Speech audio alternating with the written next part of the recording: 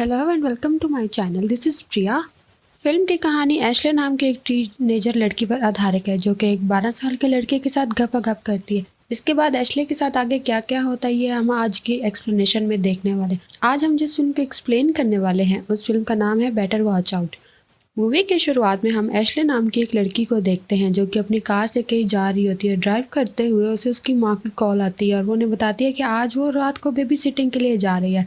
दरअसल एश्ले कुछ एक्स्ट्रा पैसे कमाने के लिए एक एक्स्ट्रा फैमिली के यहाँ बेबी सिटिंग किया करती थी और आज भी वो वहीं पर जा रही थी। दूसरी तरफ हम उसी फैमिली को देखते हैं जिसमें एक चूतिया सा हस्बैंड और एक हॉट सी वाइफ साथ रहते थे और उनका एक 12 साल का बेटा भी था जिसका नाम ल्यूक होता है। अब क्योंकि वो काफ़ी पटाखा देखती थी और हस्बैंड उस पर काफ़ी लट्टू रहता था, इसलिए उसकी वाइफ उसका फ़ायदा उठाते हुए हमेशा उस पर हुक्म सादर करती रहती थी। इसके बाद हम दो लड़के को देखते हैं, एक का नाम ल्यूक और दूसरे का नाम गैरेट। वो दोनों ही अपने फ़ोन में मियाँ खलीफा की वीडियोस देख रहे होते हैं। तभी ल्यूक गैरेट को बोलता है कि आज एश्ले वापस घर पर बेबी सिटिंग के लिए आ रही है और आज तो मैं उसके साथ गपागप करके ही रहूंगा। दरअसल एश्ले पहले भी ल्यूक की बेबी सिटिंग कर रही थी और ल्यूक भी एश्ले को काफी पसंद करता था और उसके साथ हमेशा से गपागप करना चाहता था। अगले सीन में हम देखते हैं कि एश्ले उनके घर आती है और उसका बूढ़ा बाप रॉबर्ट उसे देखकर उस पर लाइन मारना शुरू कर देता है। तभी वहाँ पर पटाखा आंटी आ जाती है और वो एश्ले को बताती है कि ल्यूक को नींद में चलने की आदत है, इसलिए हम डोर के हैंडल के ऊपर एक पेंसिल रख देते हैं जिससे हमें पता चल जाता है कि वो अपने कमरे से बाहर निकला था।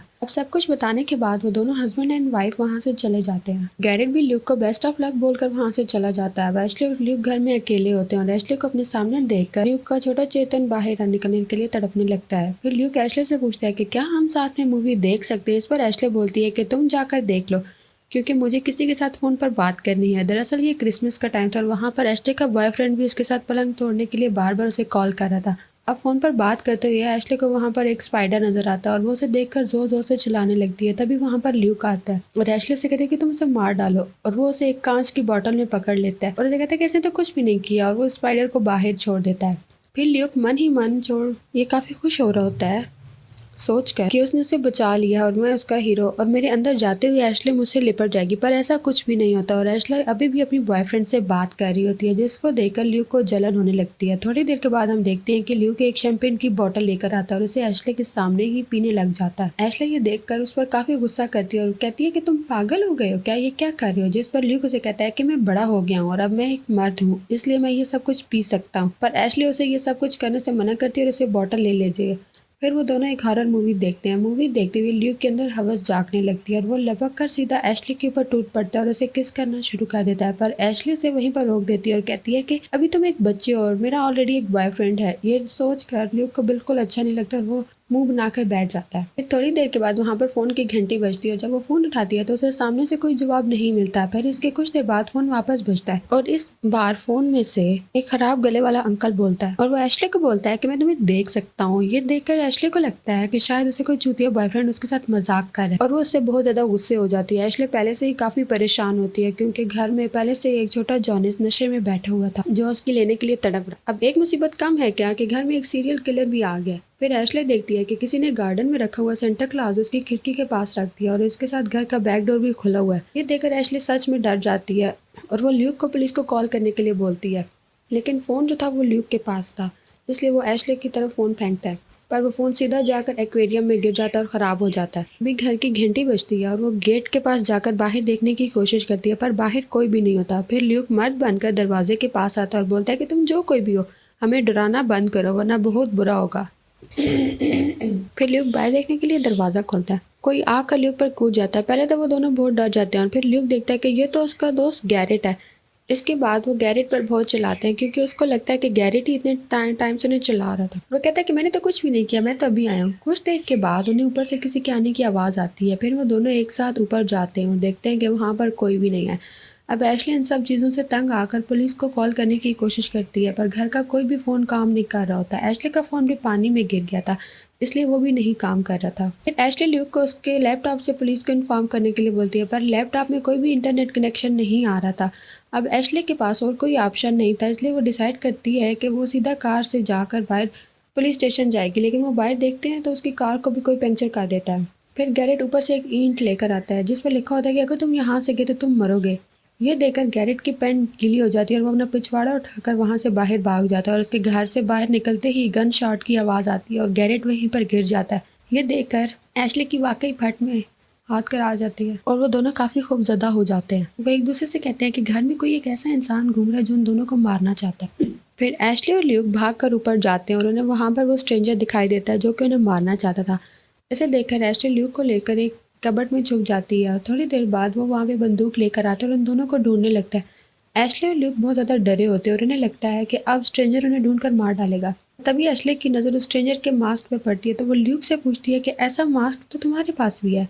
अब एशली समझ जाती है कि ये कोई सीरियल किलर नहीं बल्कि ये दोनों नमूने मिलकर उसे चूतिया बना रहे हैं। फिर एशली इस कब्र से बाहर निकलती है और उस स्ट्रेंजर से मास्क उतारने के लिए कहती है। वो जब अपना मास्क उतारता है तो हम देखते हैं कि ये कोई और नहीं बल्कि ल्यूक का दोस्त गैरेट ही था। तब वो उसे उसका प्लान पता चल जाता है। दरअसल ये प्लान ल्यूक का ही था और वो एशली को डराना चाहता था ताकि वो बाद में उसे बचा ले और एशली की नजर में एक हीरो बन जाए। और अब एशली इन सब से बहुत ज्यादा नाराज हो जाती है और वो ल्यूक को उसके पेरेंट्स को कॉल करके सब कुछ बताने की धमकी देती है। वो उससे बहुत ज्यादा रिक्वेस्ट करता है कि ऐसा नहीं करो पर वो उसकी एक भी नहीं सुनती और कहती है कि तुम पागल हो और तुम्हें हॉस्पिटल में होना चाहिए। वो उसके पेरेंट्स को कॉल करने के लिए जा रही होती है तभी ल्यूक उसके पीछे आकर उसके मुंह पर जोर से थप्पड़ मार देता है जिससे वो सीधी नीचे जाकर गिर जाती है और बेहोश हो जाती है। एशली को जब होश आता है तो वो देखती है किसी चेयर से बांधा हुआ है और वहां पर ल्यूक भी होता है जिसका बिहेवियर पूरी तरह से चेंज हो चुका था।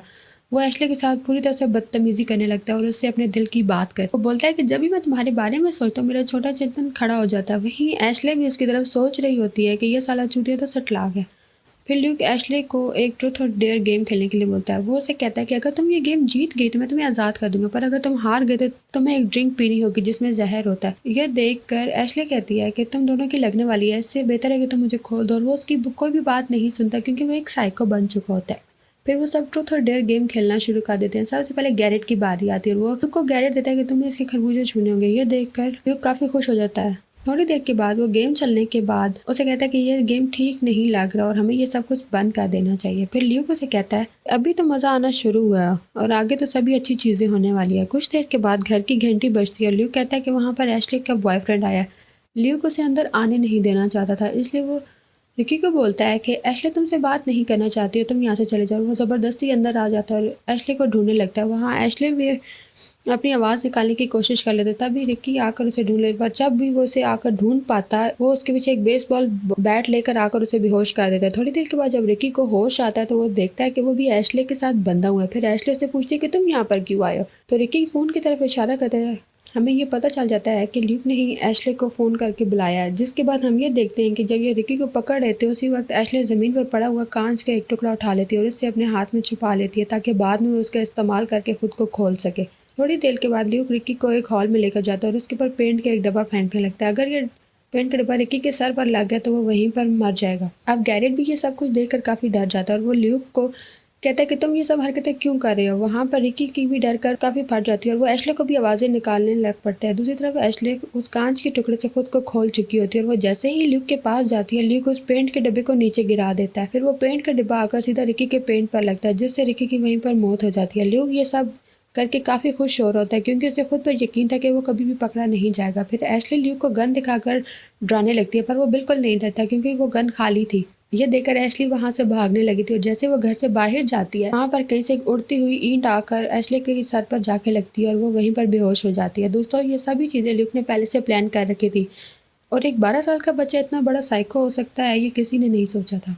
थोड़ी देर के बाद एशली की आंख खुलती है और वो देखता है कि ल्यूक ने उसे फिर से बांध रखा है। अब इसे कुछ देर के बाद फिर से घर की घंटी बजती है और यहाँ पर एशली का एक्स बॉयफ्रेंड होता है जिसे ल्यूक ने मैसेज करके बुलाया था और वो उसके एक्स बॉयफ्रेंड के पास जाता है और उसे एक सॉरी लेटर लिखवाता है कि ये बोलकर के एशली ने उसे ये लेटर लिखने के लिए बोलता है।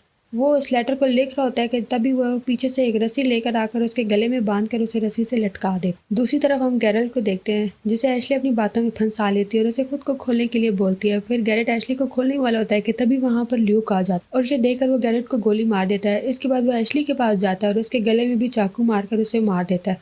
थोड़ी देर के बाद अपने फोन में देखता है कि उसके पेरेंट्स घर आने वाले हैं तो वो ये पूरा सीन इस तरह से बना लेता है कि सबको लगे कि एशली के एक्स बॉयफ्रेंड ने ही ये सब कुछ किया और वो खुद एक कमरे में जाकर सो जाता है। थोड़ी देर के बाद जब उसके पेरेंट्स घर आते हैं तो वो सब देखकर तुरंत पुलिस को कॉल करते हैं। ल्यूक की माँ भागती उसके कमरे में आती है। वो देखती है कि ल्यूक तो वहां पर सो रहा था और ऐसा दिखा रहा था कि उसे तो कुछ पता ही नहीं है घर में क्या हुआ है।